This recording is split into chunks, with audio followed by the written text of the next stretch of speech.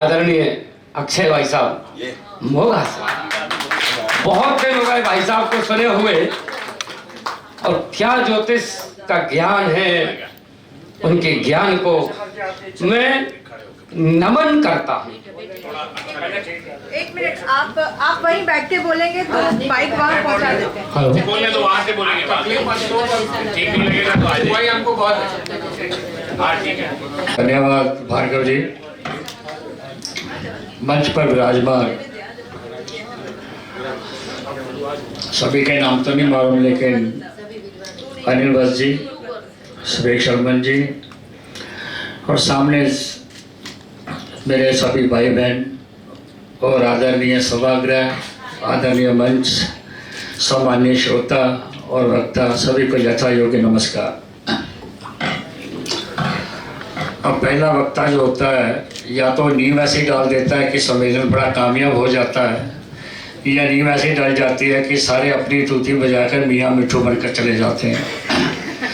तो पहले वक्ता के ऊपर बड़ी जिम्मेवारी होती है। मैं यहाँ से शुरू करूँगा कि हम सम्मेलन कराते क्यों हैं। इसके सबसे बड़ा कारण तो ये है कि हमें अपनी संस्कृति से, अपने राष्ट्र से, अपनी विद्याओं से अति प्रेम है। अभी हम ये नहीं कह सकते हम बहुत विद्वान हैं, चाहे कोई कितना मर्जी कह दे, 7 पीढ़ियाँ अगर इसमें गल जाए तो भी इसका अंत नहीं पा सकते, ये ध्यान में रखिए।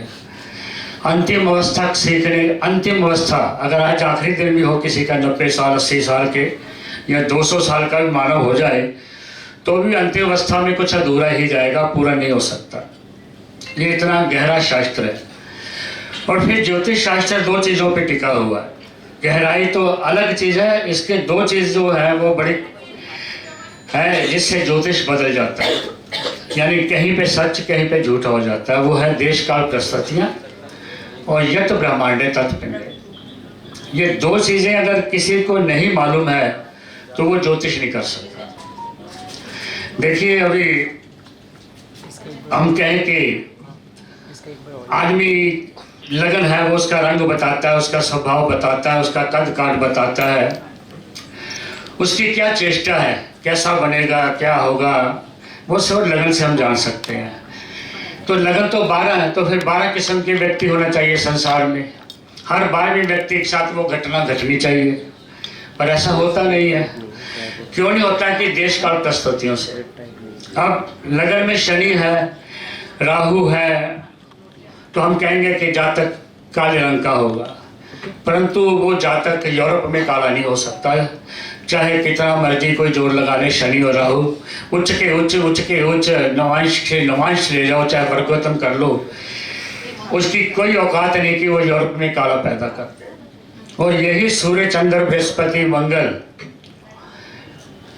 नॉर्थ इंडिया में और अफ्रीका में कभी साउथ इंडिया में और क्या कहते हैं, खास तौर पर अफ्रीका में गोरा बच्चा पैदा नहीं कर सकते, चाहे किसी भी अवस्था में ले जाओ। इसको कहते हैं देश काल परिस्थितियाँ। मंगोल नस्ल जो चाइनीज जैसे जापानीज कहते हैं, इनके कद ज़्यादा लंबे नहीं हो सकते क्योंकि ये मंगल से प्रभावित है। इस नस्ल का नाम एक्चुअली शास्त्रों में, वेदों में नाम मंगोल है, मंगल जैसे गुरु। तो इनकी जो नस्ल है उनके दाढ़ी मूछ भी कम होगी, उनके कद भी छोटे होंगे, सिर पे बाल भी घने नहीं होंगे। तो देश काल परिस्थितियों से आपको अगर नहीं लिया तो ज्योतिष में आप टोटल फेल हो, ये ध्यान में रखना। और दूसरी बात है कि ज्योतिष एक सब्जेक्ट में कुछ कहता है, दूसरे सब्जेक्ट में बिल्कुल कैंसिल कर देता है। एक सब्जेक्ट में डरा देता है, एक सब्जेक्ट में उसका निवारण भी कर देता है बिना उपाय के। ऐसा नहीं है कि उसके लिए कोई उपाय करना पड़ेगा, उपाय बने हैं। ज्योतिष तो सिर्फ ये बता सकता है कि आप दरिद्री रहोगे, ये बच्चा दरिद्री होगा। अब दरिद्री तो पैदा हो गया, लेकिन उसका हक नहीं है कि दरिद्री रहे। शास्त्र तो कहता है कि कर्म के अनुसार आदमी अपने ही भाग्य को बदल सकता है। हम लोग कहते हैं कि ज्योतिष के हिसाब से जानकर अपने भाग्य को बदल सकते। अब जैसे मान लीजिए यहाँ पे तो सर्दी पंजाब की जितनी नहीं पड़ती, तो आप सर्दी को रोक नहीं सकते या गर्मी को आने से रोक नहीं सकते।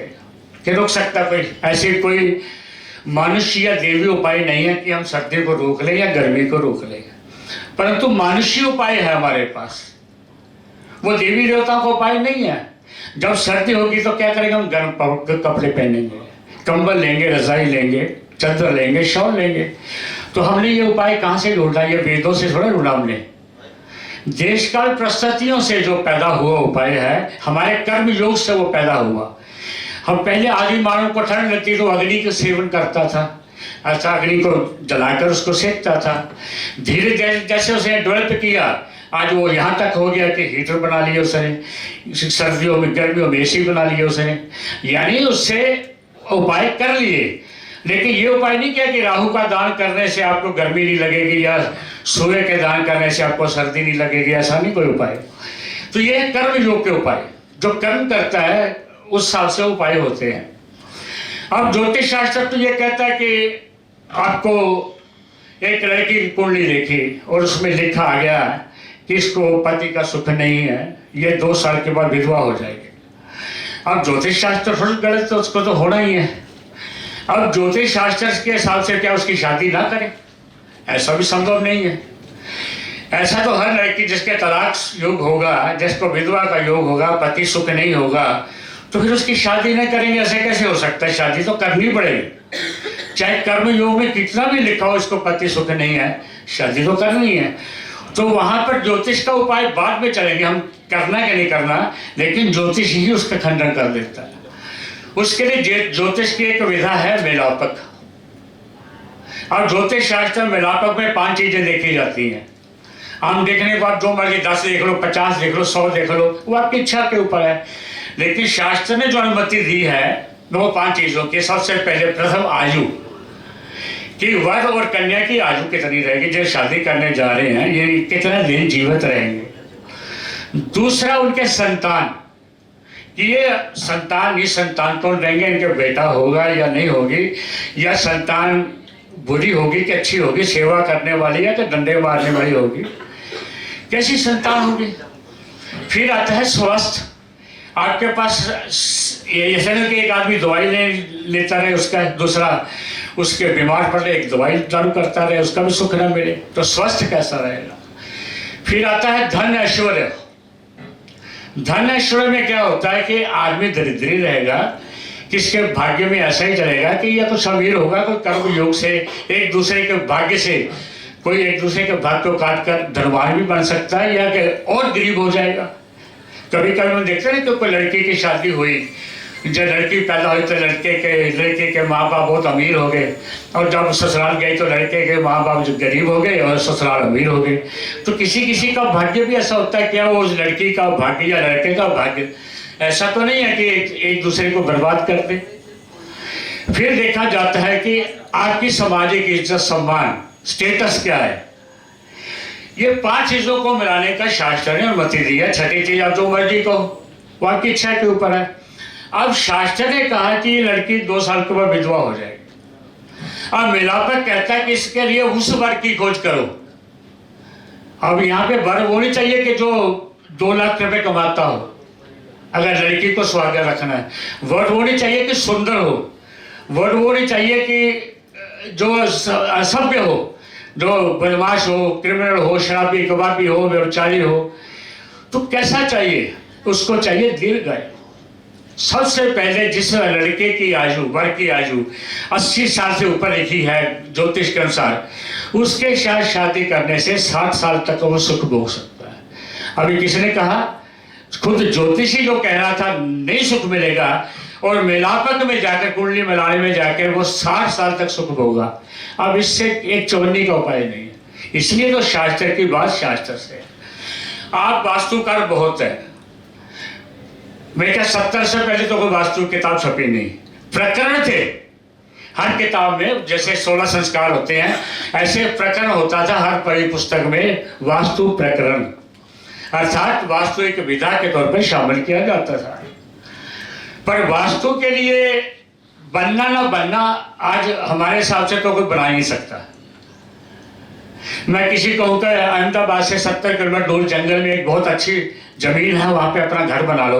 आप कहोगे पंडित जी पागल हो, हमें तो अहमदाबाद के बीच में पॉश कॉलोनी, एक अच्छी जगह चाहिए जहाँ पर अच्छे लोग रहते हो। तो आपकी फिर जो चॉइस थी वो लोगों की हो गई, आपके अपने घर की तो नहीं रही। आप जिससे सुख मिलना जो जगह है, राजे महाराजे पागल थे, अपना राज छोड़कर वो दूर जाकर महल या किले बनाते थे, या मंदिर कभी गांव के बीच में नहीं बनता था, धर्मशाला कभी गांव के बीच नहीं बनती थी, शमशान कभी गांव के बीच नहीं बनता था, स्कूल कभी गांव के बीच में नहीं बनते थे, सार्वजनिक चीज़ें या अच्छी चीज़ें कभी गांव के बीच में नहीं बनती थी। उनको अलग से जगह जगह का चयन।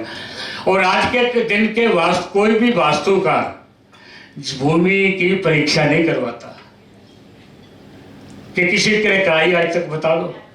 किसी ने कहा कि अब तो उस जमीन को देखते हैं जहाँ पे गड्ढा खोद कर देखेंगे, एक हाथ जिसने खरीदी उसका एक हाथ, यानी कि प्रॉपर्टी डीलर का एक हाथ, कहीं शनि बृहस्पति वाले के एक हाथ तक तो इतना बड़ा होगा, और लेना है मेष राशि मंगल वाले ने या वृश्चिक वाले ने, इतने हाथ वाले ने, तो काम गड़बड़ हो गया। और विवाह शादी में कन्या के हाथ का मंडप बनता है, ना कि किसी और के हाथ का।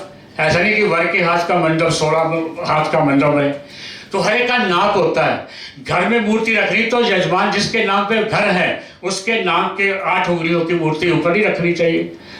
लेकिन हम वापस आते हैं कि सबसे पहले गड्ढा खोद कर देखा जाता है, और गड्ढा खोदते समय ये देखा जाता है कि मिट्टी कैसे निकल रही है। अगर आरंभ में कंकर पत्थर निकले तो उसको नहीं लिया जाता, और खोदने के बाद निकले तो उसको मध्यम माना जाता है। उसके बाद उसको खोदने में हड्डी निकले या कोई बुरी चीज़ें निकले, मल मूत्र निकले, जैसे कूड़ा करकट निकले, तो ऐसी जगह नहीं खरीदी जाती। चलो मान लो साफ जमीन निकल आई, उसके बाद उस गड्ढे को पानी में भर देना है, पूरा भरकर 100 कदम वो जाना उसने, और 100 कदम से वापस आना है। अगर जल पूरा उतना है तो इससे अच्छी भूमि नहीं हो सकती। चाहे आप लाख गलतियां कर लेना, वो आपको फल करेगी, अच्छा फल करेगी, आप तरक्की करोगे। लेकिन पानी अगर उसमें आधा रह गया तो वो मध्यम है, ये ज़्यादा देर चलने वाला नहीं है, ज़्यादा पोता तक काम करेगा, ज़्यादा पोते तक। उसके बाद ये मकान या टूट जाएगा, तोड़ना पड़ेगा, या बिक जाएगा। अगर उसमें बिल्कुल ही पानी खत्म हो गया, पानी की मिट्टी की पापड़ी बन के दरारें पड़ गई हैं, तो वो भूमि ज़्यादा देर आपके लिए सुखदायी नहीं है। वहाँ पर आपको कोई सुख होने वाला नहीं, धन का सुख होगा, नानी का सुख होगा, ना संतान का सुख होगा। आप बीमारियों और मुसीबतों में पड़े रहोगे। अब ये तो हमारे शास्त्रों में लिख दिया। अब इसके पीछे शास्त्र तो जो हम कहते हैं कि हमारा ज्योतिष एक साइंस है, कैसे साबित करोगे एक साइंस है? अब इसी चीज़ को साइंस से कैसे जोड़ सकते हो? तो साइंस जुड़ती है। जब आप गड्ढा खोदोगे, जब कंकर पत्थर निकलेंगे, इसका मतलब ये जमीन बंजर है। ये ध्यान में रखना, जगह बंजर है, यहाँ पे पानी की मात्रा कम रहेगी, और बहुत जल्द शीघ्र चांस से धरती में पानी नहीं रहेगा, आपको एक नहीं उजड़ना पड़ेगा। अगर पानी मध्यम है तो आप कुछ समय के लिए ठीक है, दादा पोता तक होता है 90 साल तक।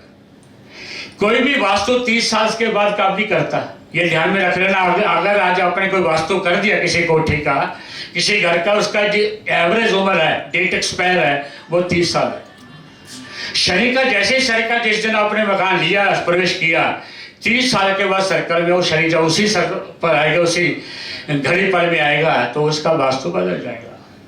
तो 90 साल के बाद कोई वास्तु नहीं रहता, इसलिए वो बदलना पड़ता है। और टेक्निक ये कहती है कि जब पानी बिल्कुल सूख गया तो यहाँ पे अकाल फैलेगा, आगे जाके ये पूरा गांव ही उजड़ जाएगा। अब तक मकान छोड़ो, ये सब कुछ हो जाएगा, सबको दूर जाना पड़ेगा। ये है इसकी साइंस। जहां पर पानी ऊपर है तो कम से कम जहां जमीन खोदते पानी आ जाए तो 200 से लेकर 400 साल तक पानी वहां से खत्म नहीं हो सकता। ये उसकी साइंस है, जिसको हमारे शास्त्र ऋषि मुनियों ने एक टेक्निक बनाकर गड्ढे के द्वारा जोड़ दिया गया। अब हर चीज हमारी उस साल से जोड़ी है। अगर हम किसी से कहें कि आप निकम्मे हो, निठल्ले हो, आप कोई काम नहीं करते हो, 4 एनासिन, 2 ग्लूकोज, 2 सेप्रिन शिवजी पे चढ़ा दो, ठीक हो जाएगा, तो कोई विश्वास करेगा? ऐसा कोई नहीं करेगा। अगर आप कमजोर हो तो निश्चित आपकी ऑक्सीजन की जो सप्लाई आपके शरीर में वो कम है। जब आप मंदिर में जल चढ़ाते हो या पीपल की परिक्रमा करते हो, 60 राउंड का मतलब होता है कि 40-50 कदम कम से कम। वो 40-50 कदम ऐसे होते हैं जिसमें आप 24 घंटे की ऑक्सीजन लेकर आते हो, जो आपको जरूरत है उसकी। अब मैं कहूं कि आप एक ऑक्सीजन का सिलेंडर रख के 2 मिनट के लिए ले लो, 24 घंटे चलेगा, तो ये इसको हम नहीं कर सकते। जो प्रकृति ने हमें विज्ञान से जोड़ा है, जिसको विज्ञान कहते हैं, वो साक्षात हमारे बीच में, लेकिन विज्ञान ने उसको धर्म से जोड़ा ताकि किसी को सोचना या पूछना ना पड़े, अपने आप ही काम हो जाए। आपको जरूरत नहीं है उसके लिए, वो काम अपने आप होना चाहिए। आपको अपने आप हो तो धर्म से जोड़ा। धर्म का अर्थ है धारण करना। धर्म का अर्थ है धारण करना। किस चीज को धारण करना? जो आदमी, मानव या प्राणी, केवल मानव नहीं, प्राणी जो जीव जंतु, उनके लिए भी कल्याणकारी हो। इसके लिए हमें धर्म को मानना पड़ता है। और धर्म क्या कहता है?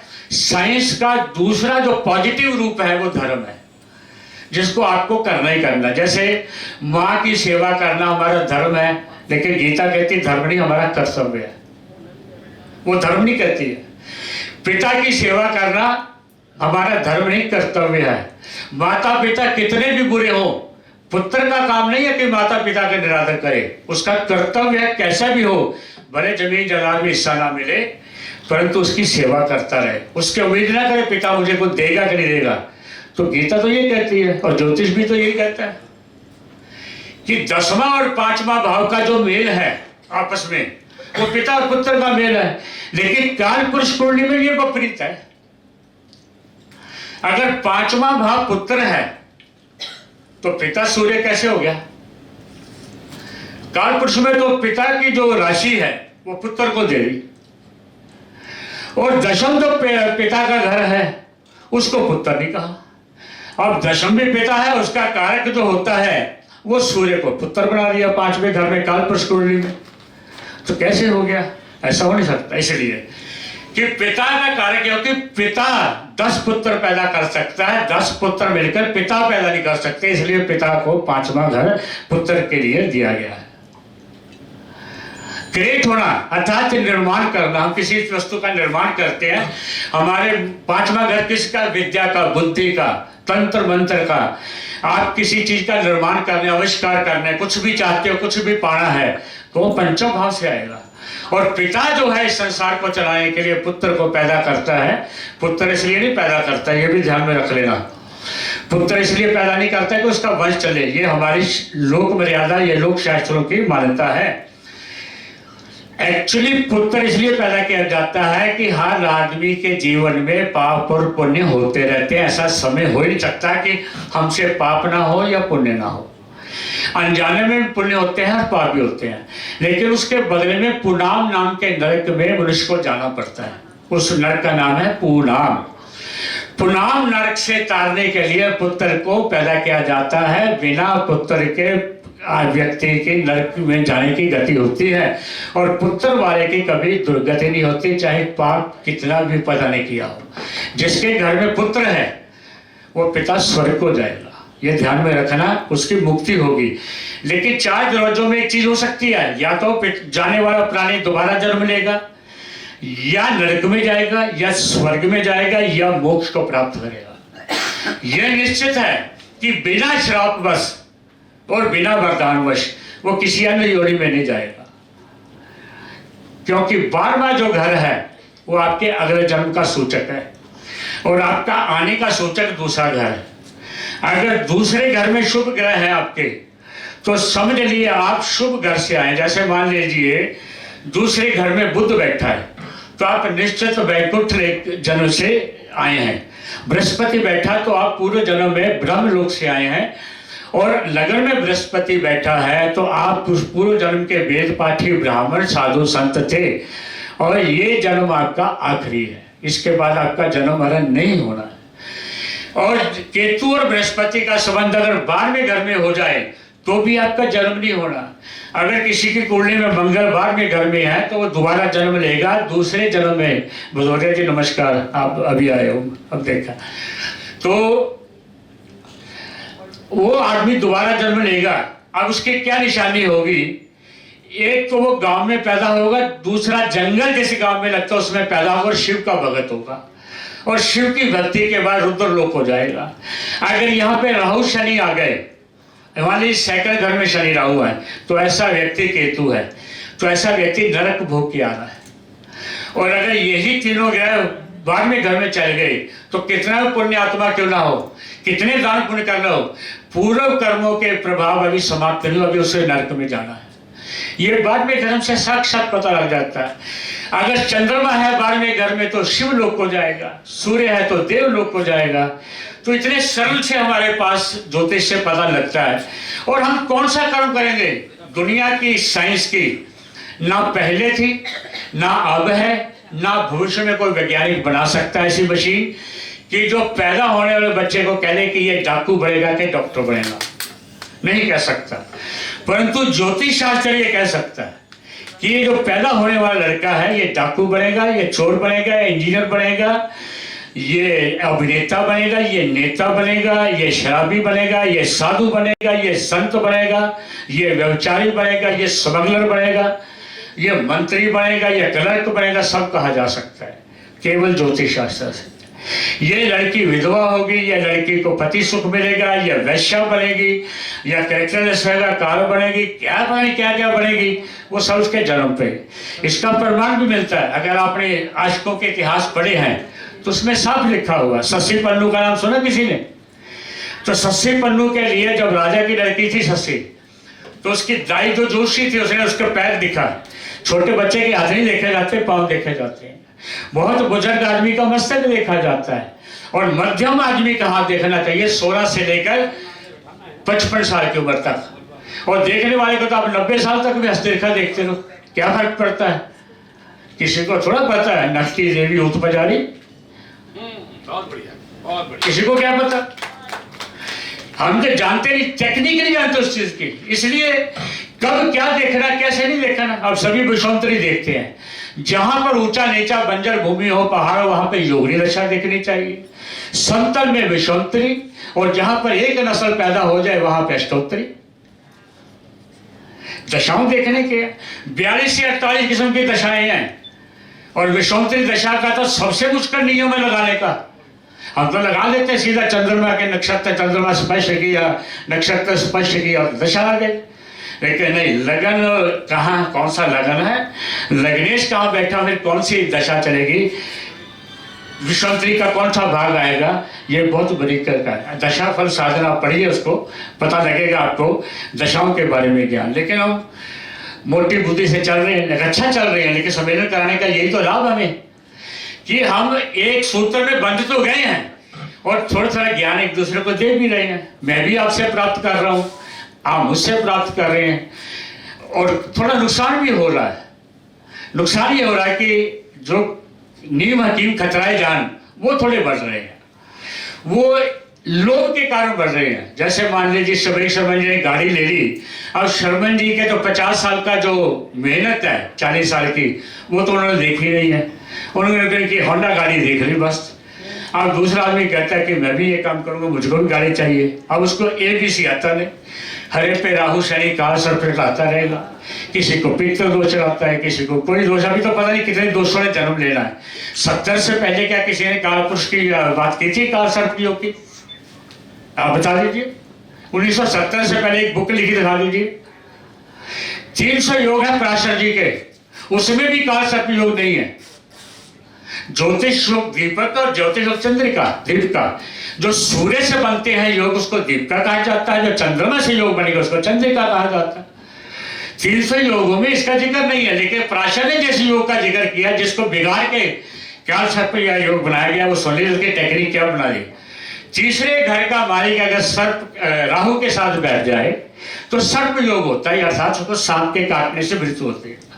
समस्त ग्रह राहु और केतु के बीच में बैठ जाए तो उसको काल सर्प योग कहते हैं, जिसको सात कहते हैं। तो अगर सांप को मार दिया जाए तो उसकी जो नागिन होती है, सात समुद्र जाकर भी बदल जाती है, जैसे पिक्चरों में दिखाया जाता है। तो उसको बोलते हैं कि कितना भी आदमी कोशिश कर ले तो एक ना एक दिन तो सांप जरूर करता है। ये पुराने मत है। अब क्या होगा, शहरीकरण हो गया है। अब सांप ढूंढने में नहीं मिलते, शहरों में चिड़ियाघर में मिलते हैं, गांवों में भी है। अभी 5 लाख से ज्यादा लोग सांप काटने से मरते हैं। ऐसा नहीं कि खत्म हो गया, अब भी मरते हैं, लेकिन शहरों में नहीं मरते, गांवों में मरते, खेतों में मरते। अब भी वैसे वही चक्कर है। परंतु कहने का भाव यह है कि जो योग को बिगाड़ कर लाया गया, प्रस्तुत किया गया। मुझे किसी ने कहा कि एक पुस्तक में लिखा है, मैंने पढ़ा है। मैं किसमें? उसने कहा जी बरेली वालों में। क्या? मैं कहूँ 1980 की छपी हुई किताब है वो तो। आप 70 से पहले की दिखाओ कोई, किसी ने नहीं लिखा। और पितर दोष ही पितर ऋण होते हैं हमारे ऊपर। तो देवी और देव मानुषी, ये 3 उपाय होते हैं, पितरों के और मानुषों और देवताओं के। ये 3 ऋण तो पैदा होते हैं। ऋषि ऋण है, उन ऋण का तो कोई बात नहीं करता। अब तो ऋण तो और बढ़ गए हैं, अब तो गुरु ऋण चढ़ जाएगा। वो गुरु नहीं जो लाल किताब वाला, और गुरु ऋण है कि जिस गुरु से विद्या प्राप्त करते हो उसी को गालियां निकालते हैं, और उसी व्यक्ति को तो सिखाया मैंने था। ये ऋण कौन उतारेगा आपका?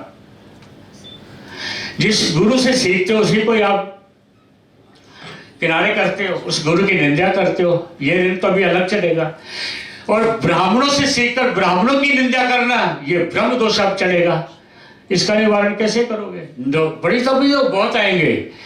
गर्भ हत्या का जो दोष है, अब ये बड़े शौक से कराते हैं। लेडीज कहती है क्या हुआ, कहते हैं कुछ नहीं, गड़बड़ हो गई है। कोई बात नहीं, मैंने भी कराया, तू भी करा दे। जैसे पद्मश्री मिलना होता है, बहुत बड़ी बात कह रही है उसको कि मैंने भी कराया, तू भी करा दे, क्या फर्क है? बड़ी इजी बात।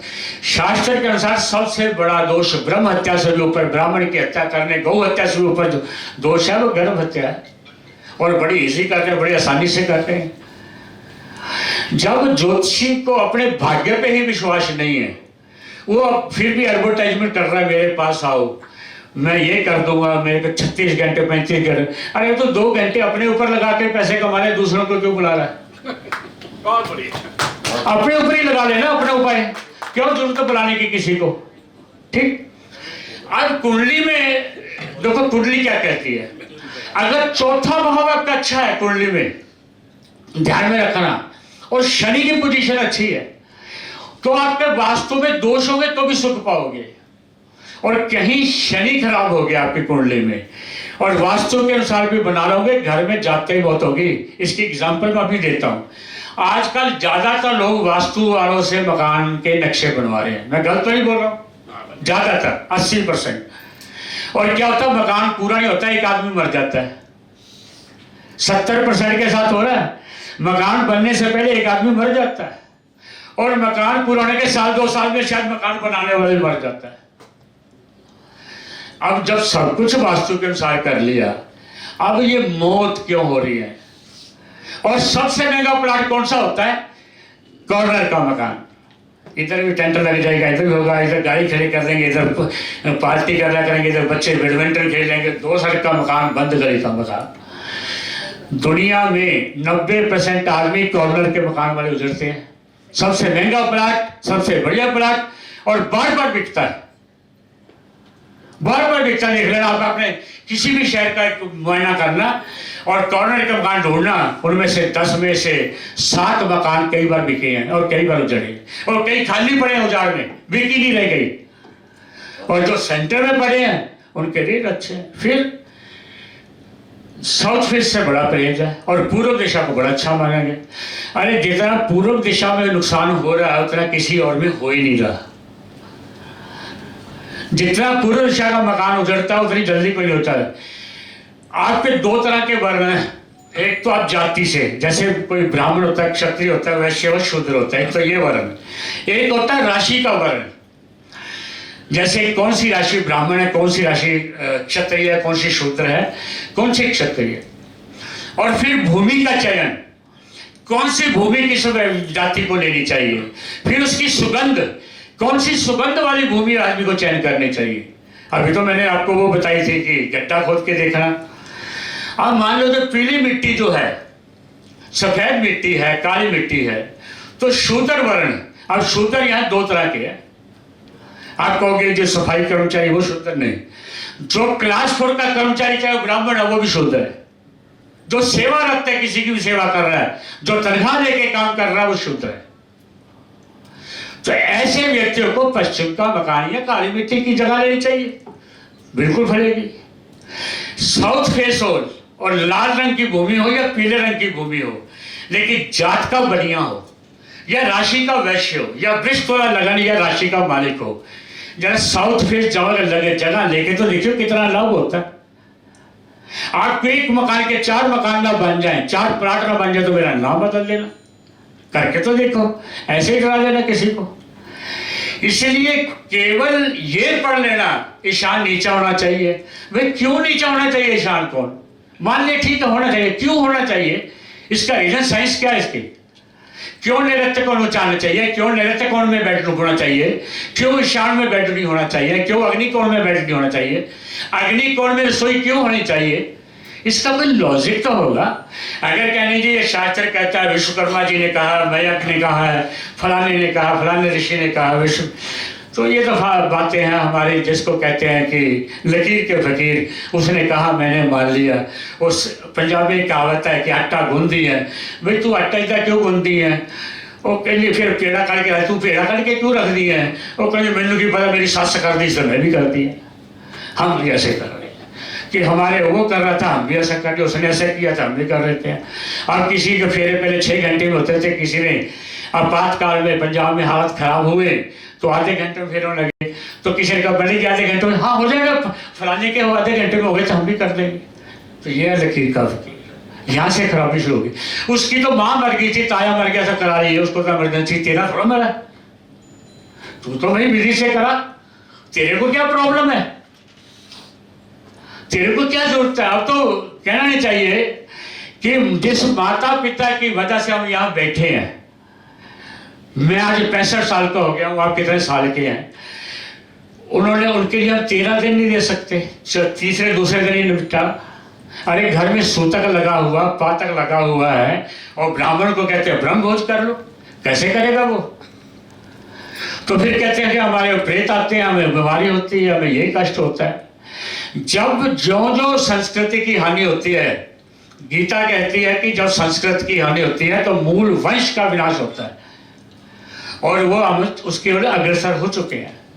मैंने पहले कह रहा हूं कि हम वर्ण संकर हो चुके हैं। मैंने बहुत जगह कहा, इस समय आप अपने आप को ना तो हिंदुस्तानी कह सकते हो, ना ही इंग्लिस्तानी कह सकते हो, ना ही आप आपको जापानी कह सकते हो, ना ही किसी अफ्रीकी कह सकते हो। आप पैदा हिंदुस्तान में हो, बेशक जिस्म आपका हिंदुस्तानी हो, लेकिन माफ करना आप ईसाई हो। जिसने पेंट डाल ली, भूषण डाले, माफ करना सभी, वो ईसाई है। आपकी पोशाक ये हिंदू की या हिंदुस्तान की पोशाक है? आप कर्म से ईसाई, जिस्म से हिंदुस्तानी, और फिर भाषा से फिर वर्ण संकर, भाषा से वर्ण संकर। एक लाइन में एक इंग्लिश का शब्द ना बोले तो हम अनपढ़, तो बस भाषा से। फिर खाने में वर्ण संकर। अब बताइए, हम खाते जो हैं उसमें कौन सी शुद्ध हमारी पूरी हिंदुस्तान की चीज होती है? एक भी चीज नहीं। आपकी ये समोसा जो होते हैं, टमाटर, आलू, सेब, या क्या आपके हिंदुस्तानी है? नहीं, ये भी बाहर से आए हुए, आपके नहीं है। 200-250 साल पहले आपके सेब यहाँ पर आए हैं, इससे पहले हिंदुस्तान में सेब भी नहीं था।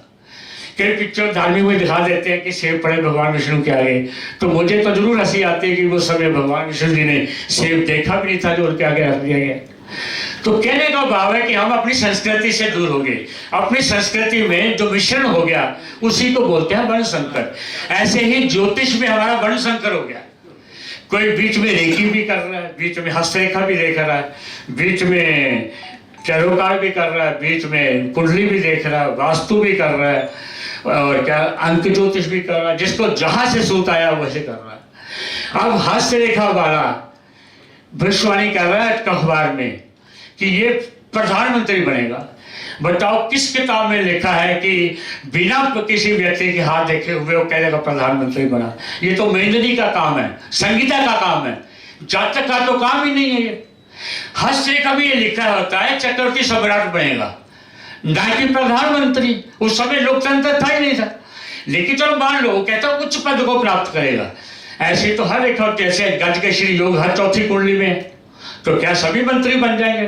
रिक्शे वाले की कुंडली में भी है, एक आपके जो मजदूर बना रहा है उसकी कुंडली में भी है। तो मेरे कहने का मतलब ये है कि मेरे को लगता थोड़ा सा इशारा हो गया, क्योंकि मैं जब बोलता हूँ मुझे तो पता नहीं लगता समय का, लेकिन थोड़ी आंखों का इशारा हो जाता है। तो मुझको तो चाहे 4 घंटे बुला लो। तो मैं तो ये चाहूँगा कि आप जो भी करो, जैसे मैंने कहा ईशान क्यों नहीं चाहना चाहिए, इसका मैं आखिरी लॉजिक दे देता हूँ। अगर आपका ईशान ऊंचा होगा और नैऋत्य कोण या आगे से मकान ऊंचा होगा, आप छोड़ दो। दिशा भी 2 तरह की होती है, एक ये भी सुन लीजिए, दिशा वही नहीं होती तो पूर्व पूर्व है। एक दिशा होती है आप जिसको मानते हैं 10 दिशाएं, पूर्व, उत्तर, दक्षिण, पश्चिम, इन दिशाओं को। एक दिशा होती है मंडप की, ग्रह की अपनी दिशा, यानी घर किसी का फेस का हो, उसका जो मुख्य द्वार हो पूर्व मान लो। अब वो नीचा क्यों होना चाहिए? मान लीजिए कल को बरसात होती है, पानी भर गया, तो पानी निकलेगा नहीं आपके घर से। आप बाल्टी लेकर कप लेकर निकालते जा करोगे, थोड़ा सा भी पानी गिर के अंदर रहेगा, कीचड़ रहेगा, पैर फिसलेगा, चोट खाते रहोगे। अगर आपका पीछा ऊंचा है और आगा नीचा है तो पानी जैसे जितना मर्जी आ जाए, जैसे बाहर निकला तुरंत निकल जाएगा। इसलिए जल का स्थान ईशान कोण है। जल को पीछे नहीं रखा गया, आगे रखा गया, ताकि पानी पीछे जा ही ना सके। और बेडरूम पीछे, मैं टेक्निक बता रहा हूँ ना, साइंस है इसकी। बेडरूम पीछे क्यों रखा गया? मान लीजिए अब यही सब तो वो पीछे बेडरूम नहीं है तो यहाँ पे रख दें, तो पीछे क्या हो रहा है क्या नहीं आपको नहीं पता।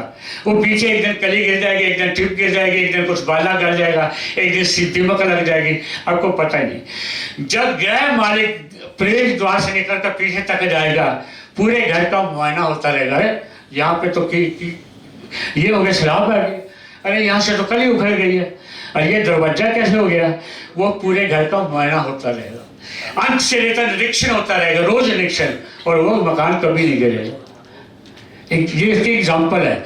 यानी कि जो नहीं करोगे करके देख लेना, आगे कमरे को पीछे कमरे में 6 महीने ना करो, देखना हाल क्या होता है, कमरे गिर जाएंगे। बड़े से बड़े लेंटर सेम डालने पर पिछला लेंटर गिर जाएगा, अगला लेंटर कामयाब रहेगा, क्योंकि आप उसको यूज कर रहे हैं। इसलिए मैं इसको समाप्त करता हूँ। जितना जो उसका वैज्ञानिक आधार जरूर ढूंढो कि हम जो कर रहे हैं, हमारे शास्त्र का कहने का क्या भाव है, उसको हम कैसे इस्तेमाल करना। जरूरी नहीं है कि किताब में ऐसा लिख दिया वैसा ही होना चाहिए। अगर किसी की कुंडली अच्छी है, मकान का योग, भूमि का योग अच्छा है, उसको वास्तु खराब भी होगा तो भी सुख पाएगा। अगर उसका चतुर्थ भाव खराब है, शरीर खराब है, देखिए गृह प्रवेश में सबसे शुभ दिन कौन सा है? सबसे शुभ दिन गृह प्रवेश करते समय शनिवार। शनिवार के दिन गृह प्रवेश करना। मान लीजिए आपका, मैं आखिरी लाइन बोलता हूं, मान लीजिए आपका घर बिना वास्तु के बन गया, कैसा मर्जी बन गया, बना बनाया ले लिया, लेकिन अगर आपने गृह प्रवेश विधि से कर लिया और पूरी विधि से, ऐसा नहीं पंडित जी जल्दी करो, पूर्ण विधि से अगर गृह प्रवेश कर लिया पूरी श्रद्धा से, वो मकान आपको हमेशा बरकत करेगा, कोई दुख नहीं देगा। तो आपने बड़ा ध्यान से सुना, बड़ा प्रेम से सुना, ये मेरा सौभाग्य है। आपका बहुत बहुत धन्यवाद।